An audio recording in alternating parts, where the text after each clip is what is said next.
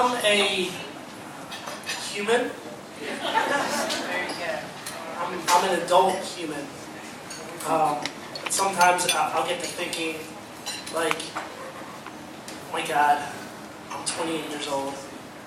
And Facebook really makes this much worse.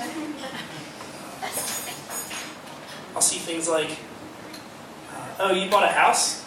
I think to myself, I put my pants on backwards this morning. Oh, you're having a baby? I just figured out how to make multi-step lean cuisine. That's great you enrolled yourself in the 401k. I left my keys in the car, in the ignition this week. Twice. When I was a kid, it was even worse. One time in 8th grade, I was sitting in class in the morning, and I felt something bunched up around my ankle, and I reached in through the bottom of my pant legs, and I pulled out a dirty pair of white briefs. No idea how they got in there. Another time, after that year in the summer, I was over a friend's really nice condo down the shore in Ocean City, Jersey. And his whole family was over for dinner, and I came out of the bathroom and sat down on the really nice sectional couch. And my friend's dad looks at me with like this horrified look. He's like, what is that on your leg? And I looked down, and I just casually looked back up and said, oh, that's mud. And it wasn't. Still to this day, have no idea. Like, the physics of the situation boggle my mind.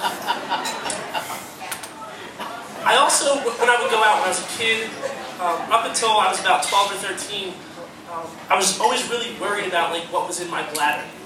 And this would manifest itself as me being like a urination Superman. So like, while my family was figuring out where they were going, I would duck into an alley or behind a building somewhere real quick, and then jump back out and join the family dynamic, zipping up my jorts like Clark Kent, coming up next to Jimmy and Lois, straightening on his tie.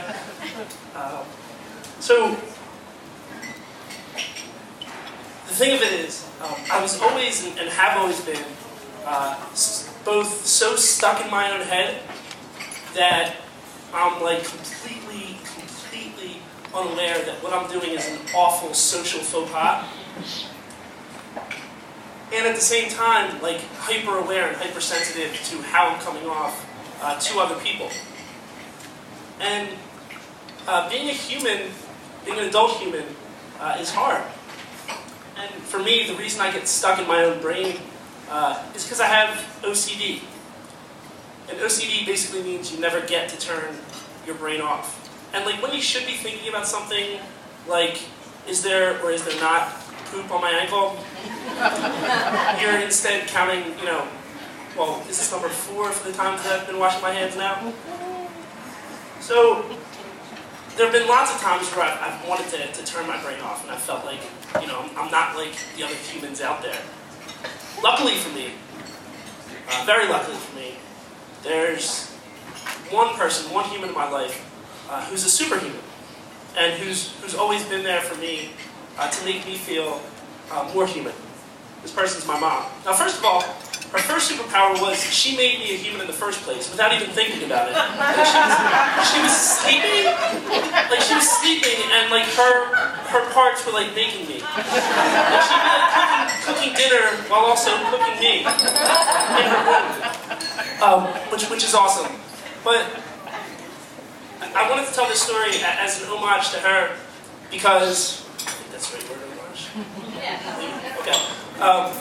So because every time that I've felt like, I'm not like these other humans, I'm not like these other beings out there, this one person, this one superhuman person has always been there for me to make me realize that I'm not that different, just stuck in my head a little bit, and I appreciate her.